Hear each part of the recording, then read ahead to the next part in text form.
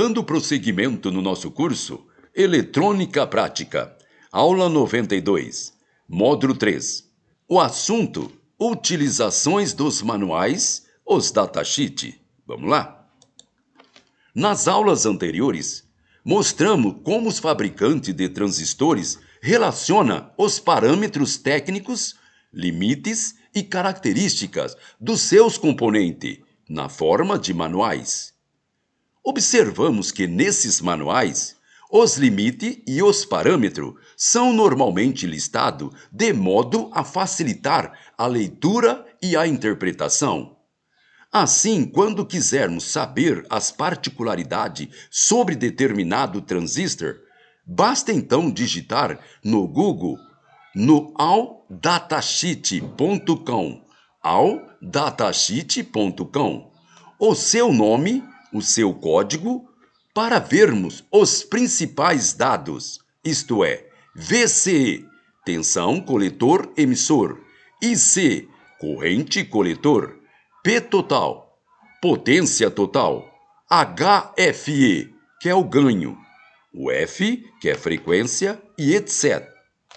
O conhecimento de tais dados é fundamental na escolha do componente para aplicações circuitais, não só durante o projeto ou criação de engenharia do aparelho, como também nas eventuais manutenção. Preste atenção, aluno. O conhecimento de tais dados é fundamental na escolha do componente para aplicações circuitais, não só durante o projeto ou criação de engenharia do aparelho, como também nas eventuais manutenção. Vamos agora fazer uma análise simplificada de como os dados nos manuais, isto é, nos datasheets, são na prática utilizados nas diversas atividades eletrônicas. Para um projeto, isto é, criação do circuito, projeto, criação do circuito.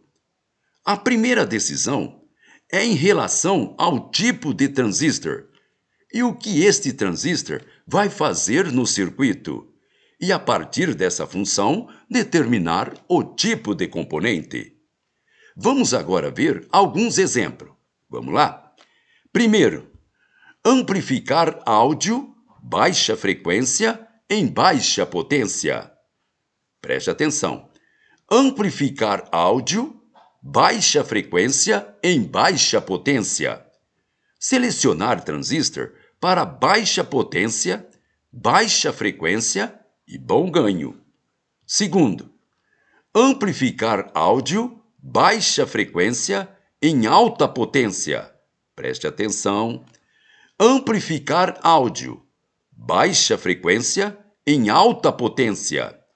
Selecionar transistor para alta potência e baixa frequência.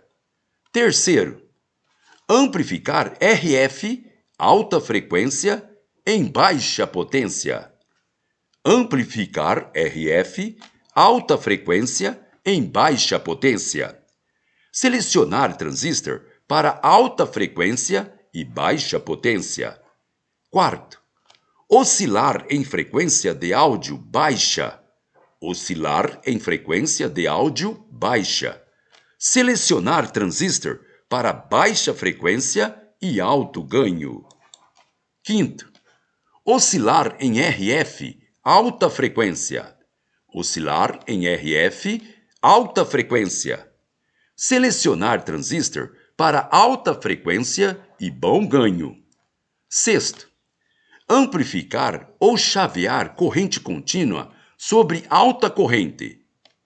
Amplificar ou chavear corrente contínua sobre alta corrente. Selecionar transistor do chaveamento alta potência.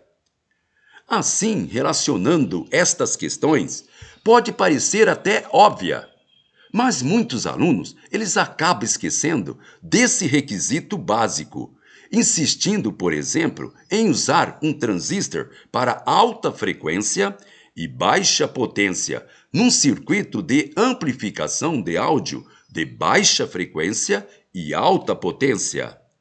Agora, identificando o tipo de transistor requerido, fica mais fácil a sua procura nos próprios manuais, isto é, nos datasheets, que normalmente trazem os componentes listados por tipo ou por grupo, as principais características ou parâmetro. Observação: nos datasheets, todas as informações são em inglês. Neste caso, temos que usar o tradutor do Google. Outros fatores importantes devem ser considerados nessa pré-seleção do componente.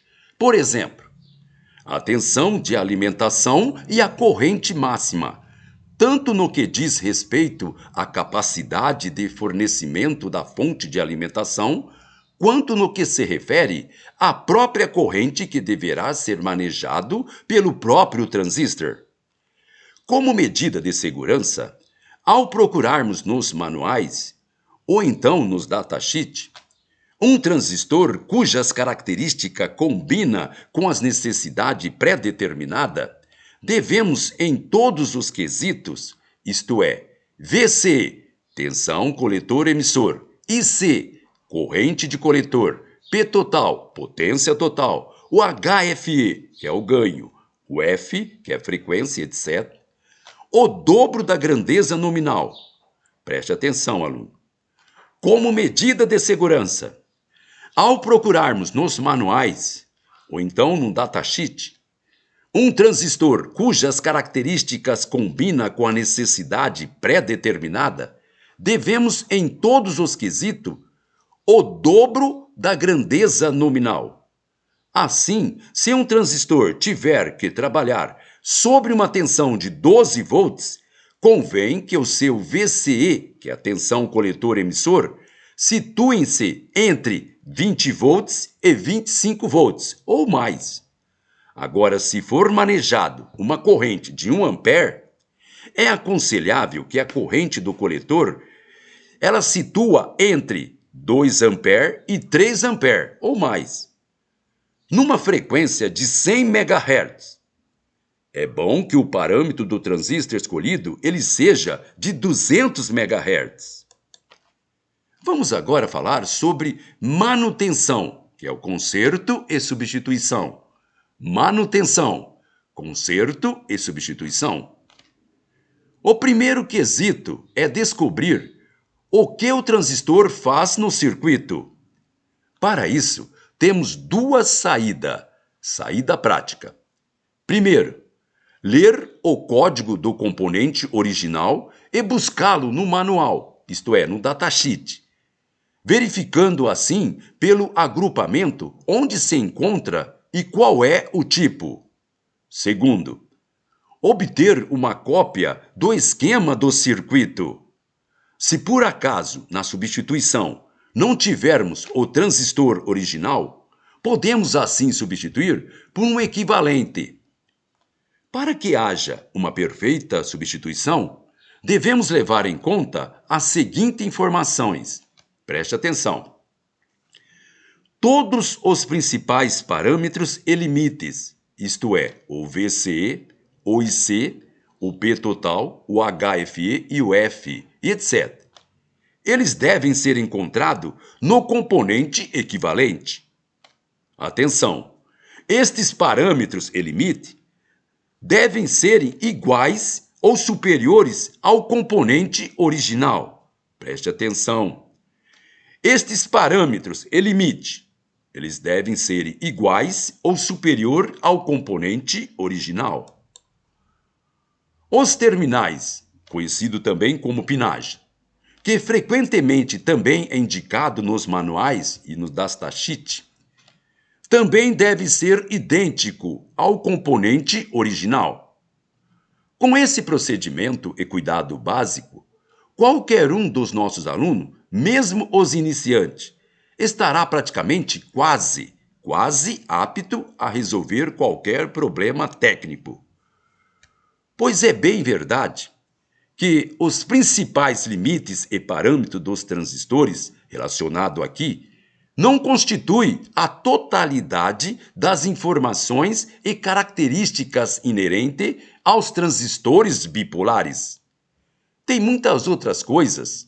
Por exemplo, capacitância das junções, tempo de recuperação no chaveamento e muitos outros que, entretanto, só serão realmente importantes em aplicações e condições muito específicas. Antes de finalizar esta explicações básica, lembrar que não se pode substituir um transistor de germânio por um de silício, ou vice-versa. Também não se pode trocar diretamente um transistor PNP por um NPN, e vice-versa. Ao ser trocado, a polaridade original ela tem que ser respeitada, mesmo sendo este componente equivalente. Muito bem, pessoal. Com isso terminamos esta nossa aula. Então, gente boa, até a próxima.